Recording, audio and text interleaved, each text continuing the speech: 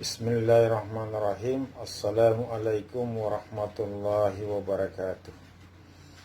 Alhamdulillahirabbil alamin. Nahmaduhu wa nasta'inuhu wa nastaghfiruh wa na'udzu billahi min syururi anfusina wa min sayyiati a'malina. May yahdihillahu fala mudhillalah wa may yudlil fala hadiyalah. Asyhadu an la ilaha illallah wahdahu la syarikalah wa asyhadu anna Muhammadan abduhu wa rasuluh. Allahumma salli ala sayyidina Muhammad wa ala ali sayyidina Muhammad kama shallaita ala Ibrahim wa ala ali Ibrahim fil alamina innaka Hamidum Majid. Amma ba'd. Hadirin kaum muslimin rahimakumullah. Allah Subhanahu wa ta'ala berfirman di dalam Al-Qur'an, Bismillahirrahmanirrahim, wal asri innal insana lafi khusr illal ladzina amanu wa amilus solihah wa tawasaw bil haqqi wa tawasaw bis sabr. Sadaqallahul azim. Hadirin kaum muslimin rahimakumullah. Pada surah tersebut di atas, yaitu surah Al-Asr, menyampaikan kepada kita bahwa ada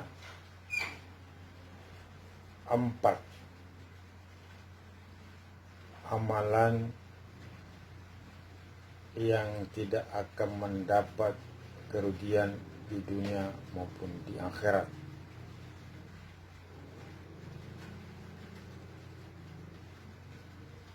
Dan pada ayat tersebut di atas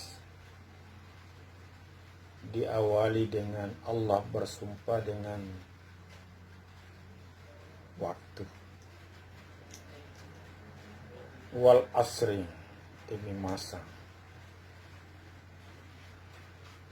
Artinya waktu ini, Al-Asr ini adalah sesuatu hal yang sangat penting dan mendasar bagi kelangsungan hidup manusia. Oleh Ibnu Taimiyah menafsirkan tentang ayat Al-Asr ini bahwa dahulu kala orang-orang Arab pada setiap waktu asar mereka merupakan adatnya, kebiasaannya berbincang-bincang dengan sesamanya, tetangganya. Namun di dalam perbincangan itu sering ngelantur, menyinggung perasaan orang, berkata yang mengandung fitnah, berkata yang mengandung provokasi, sehingga sering terjadi perkelahian, sering terjadi gesekan-gesekan sosial, terjadi percekcokan, sehingga waktu asar itu bagi orang-orang Arab pada masa itu selalu dilaknat, bahwa waktu asar itu adalah waktu yang jelek, waktu yang tidak baik. Mengapa? Setiap waktu asar itu terjadi persoalan gesekan-gesekan sosial di tengah-tengah masyarakat. Sehingga Allah bersumpah terkait dengan ayat tersebut, terkait dengan waktu asar itu, menurut Ibnu Taimiyah, untuk menyatakan bahwa bukan waktu asar itu yang tidak baik, tetapi kamulah yang tidak baik karena selalu memperbincangkan, membahas persoalan-persoalan yang memancing persoalan di tengah-tengah kehidupan sosial. Kamu sering membicarakan aib orang, membicarakan hal-hal yang bisa menyinggung perasaan orang lain, sehingga terjadilah pertengkaran. Jadi bukan waktu asalnya yang tidak baik, tapi kamulah yang tidak baik karena selalu memperkatakan, membincangkan hal-hal yang akan merusak perasaan orang lain. Ada tafsiran lain bahwa al-asr di situ adalah masa keseluruhan. Karena orang Arab menurut tafsir tersebut istilah masa, istilah waktu itu adalah al-asr. Mengapa Allah bersumpah terkait dengan masalah masa ini? Karena masa yang diberikan, waktu yang diberikan kepada manusia untuk berbuat, bekerja, berinteraksi dengan sesama manusia adalah hal yang sangat penting. Bahwa masa itu adalah masa yang sangat menentukan akan seperti apa hidup kita nanti di hadapan Allah Subhanahu wa Ta'ala. Sehingga orang dalam menghadapi masanya jangan melakukan perbuatan-perbuatan yang akan merugikan di hari kemudian maupun seketika di kehidupan dunianya. Jangan dipermainkan waktu itu, karena waktu inilah yang sangat menentukan perjalanan hidup kita menuju Allah Subhanahu wa Ta'ala.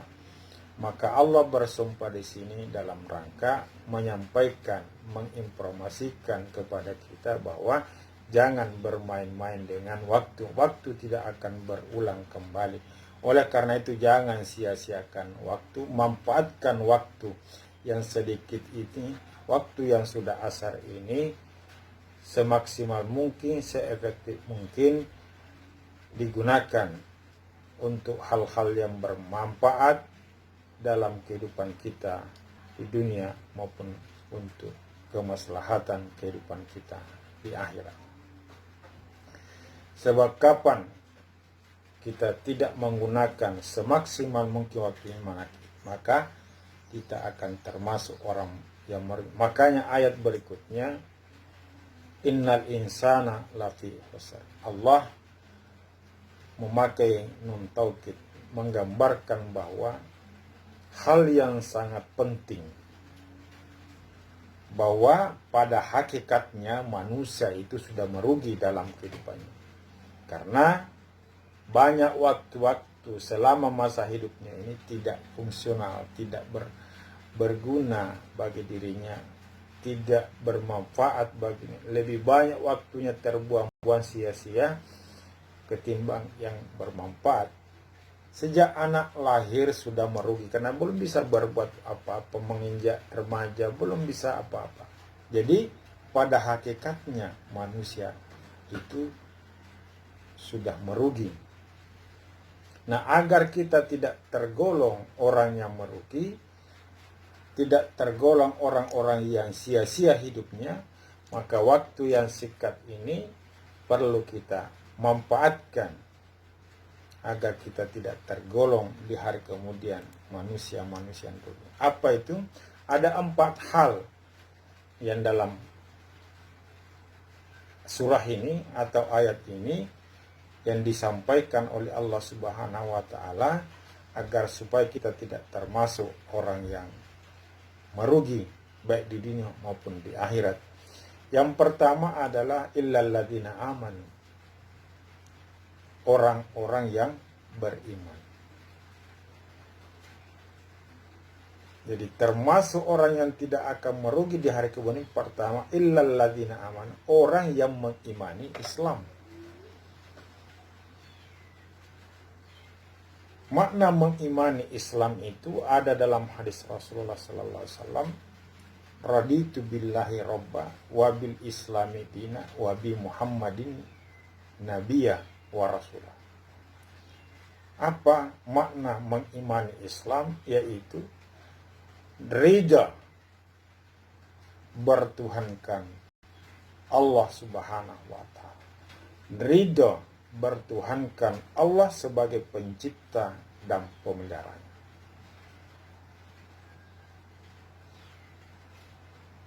La ilaha illallah, sama sekali tidak ada ilah yang berhak untuk diibadahi, untuk ditauhidkan, kecuali hanya Allah subhanahu wa ta'ala. Berarti manusia harus siap untuk tidak menciptakan tandingan di sisi Allah subhanahu wa ta'ala. Manusia, orang beriman harus siap tidak menjadikan Allah sebagai faktor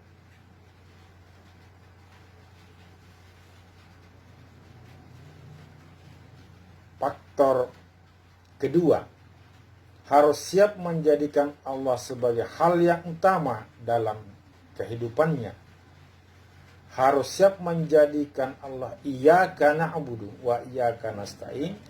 Harus siap menjadikan Allah sebagai Rabbul Alamin. Harus siap menjadikan Allah sebagai Allahus Samad. Harus siap menjadikan Allah walam yakullahu kufuwan ahad, tidak menciptakan sandingan di sisi Allah subhanahu wa ta'ala. Harus Allah yang utama dan pertama di dalam kehidupan kita. Dia harus yang dijadikan tempat bergantungnya kita. Allah yang satu-satunya harus kita jadikan iyyaka na'budu, mengibadahinya, hanya senantiasa mengabdi kepada Allah subhanahu wa ta'ala, dan menjadikan Allah sebagai tempat meminta pertolongan. Kemudian makna yang kedua amanu di sini yaitu rela, menjadikan Islam itu sebagai agamanya, sebagai pandangan hidupnya, sebagai penuntun dalam kehidupannya, sebagai ideologinya, sebagai orang Islam. Dia harus siap dituntun oleh tuntunan Islam yang tertuang di dalam Al-Quran dan Sunnah Rasulullah Sallallahu Alaihi Wasallam. Kemudian makna beriman di sini adalah siap, rela, ikhlas menjadikan Rasulullah sebagai nabinya, siap menjadikan ikhlas menjadikan Rasulullah sebagai tuntunan teladan di dalam hidupnya, siap menjadikan Rasulullah sebagai standar nilai, siap menjadikan Rasul sebagai panutannya di dalam menjalani hidup dan kehidupannya. Inilah yang pertama yang insya Allah tidak akan mengalami kerugian di hari kemudian, di dalam memanfaatkan masa-masa hidupnya yang tersisa ini. Maka inilah yang menyebabkan dia insya Allah tidak akan merugi di hari kemudian maupun di kehidupan dunianya yang tidak panjang lagi ini, yang sudah waktu asar ini, yaitu raditu billahi robba, rela ikhlas menjadikan Allah sebagai Rabb-nya, pencipta dan pemeliharanya. Yang kedua, wabil islami dina, dan rela ikhlas menjadikan agama Islam sebagai penuntun, sebagai pedomannya di dalam menjalani hidup dan kehidupannya, dan ridha menjadikan Rasulullah sebagai panutan, contoh, teladan, standar nilai di dalam menerjemahkan nilai-nilai Islam di dalam kehidupannya. Kemudian yang kedua yang tidak akan mengalami kerugian berdasarkan ayatnya adalah wa amilus salihah, yaitu mengamalkan Islam, mengamalkan ajaran Islam, mengamalkan tuntunan Islam di dalam kehidupan kita sehari-hari. Inna dina indal Islam, inna dina indal Islam. Agama yang paling benar dalam pandangan Allah adalah Islam. Wa may yabtaghi ghairal Islam madina fala yuqbalu minhu wa huwa fil akhirati minal khasirin. Barang siapa yang tidak menjadikan Islam sebagai penuntun dalam hidupnya, maka dia akan termasuk orang-orang yang akan mengalami kerugian di hari kemudian. Ini yang kedua. Wa amilus solihah, pengertiannya adalah mengamalkan nilai-nilai tuntunan yang tertuang dalam Al-Quran dan Sunnah Rasulullah Sallallahu Alaihi Wasallam. Kemudian yang tiga, yang tidak akan mengalami kerugian di hari kemudian adalah senantiasa mendakwakan watawasau bil haq, mendakwakan Islam, mendakwakan kebenaran, nilai-nilai yang tertuang di dalam Islam kepada halayak ramai. Karena prinsip dalam Islam adalah senantiasa ingin menikmati kebahagiaan itu tidak dalam kesendiriannya. Orang Islam harus ramai-ramai masuk surga. Prinsipnya itu. Sehingga dia harus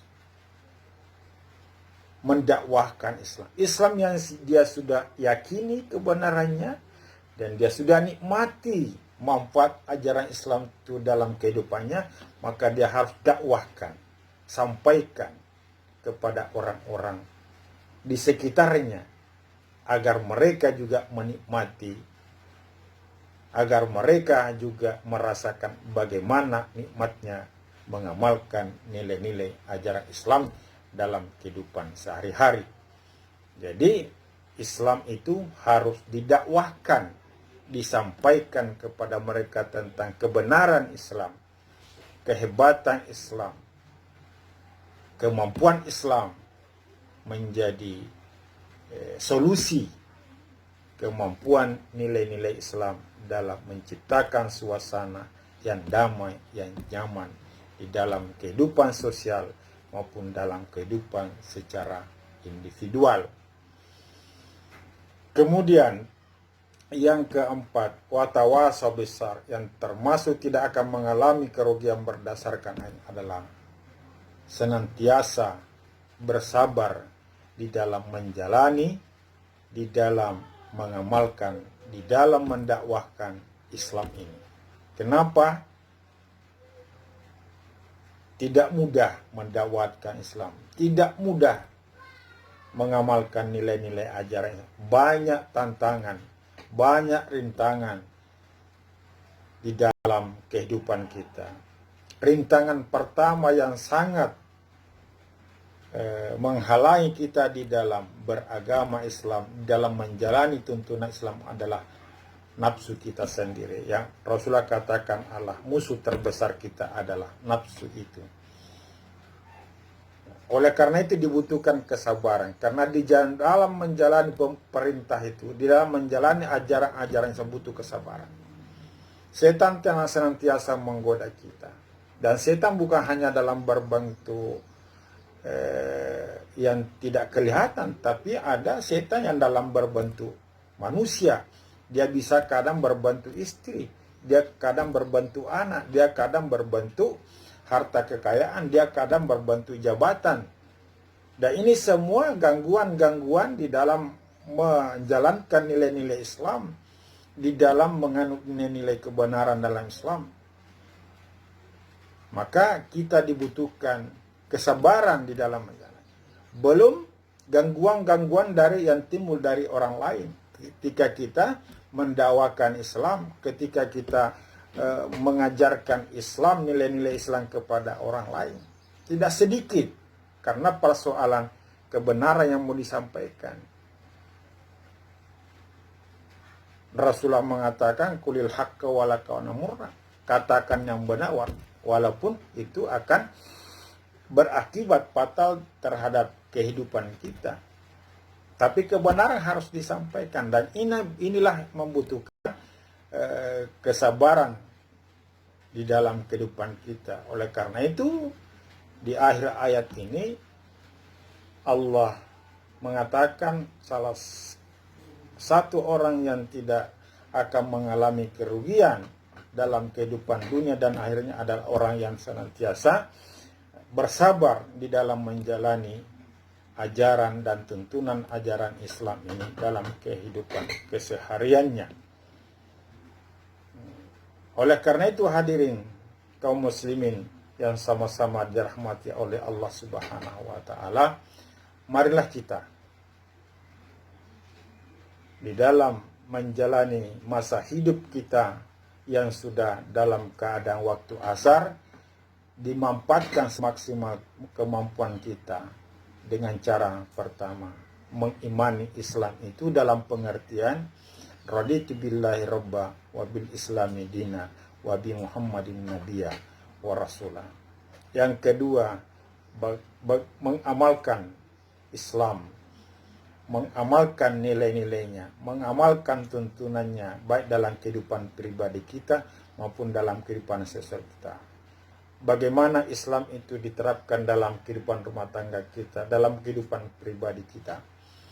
Karena wajah Islam itu jelek tidaknya tergantung terhadap umatnya. Yang membuat wajah Islam itu tidak baik, yang membuat wajah Islam itu buram di hadapan orang, itu adalah karena penganutnya yang tidak konsisten menerapkan nilai-nilai ajaran agamanya dalam kehidupan kesehariannya, sehingga citra Islam jelek di tengah-tengah kehidupan orang banyak. Nah, kemudian mendakwahkan Islam, disampaikan bahwa Islam itu adalah seperti, Islam itu tidak seperti Anda. Islam itu adalah Islam yang damai. Didakwahkan, disosialisasikan agar kita banyak menikmati ajaran Islam, agar kita masuk surga bersama-sama berjamaah. Kemudian yang ketiga adalah bersabar di dalam menjalani kehidupan di bawah naungan Islam, karena begitu banyaknya tantangan dan rintangan di dalam menjalani, di dalam melaksanakan, di dalam mengamalkan nilai-nilai ajaran Islam. Dan tantangan berat itu adalah diri kita sendiri, kemudian keluarga kita sendiri, kemudian harta kita sendiri, jabatan kita sendiri, pekerjaan kita sendiri, semua itu akan menjadi tantangan dalam kehidupan kita. Kemudian setan yang akan selalu menggoda kita dari samping, kiri, kanan, dari muka, belakang. Dia akan senantiasa menjerumuskan kita. Maka dengan sikap sabar kita dalam beragama, insya Allah kita akan selamat di dunia wal akhirah. Saya kira demikian yang dapat kami sampaikan. Wabillahi taufiq wal hidayah. Wassalamualaikum warahmatullahi wabarakatuh.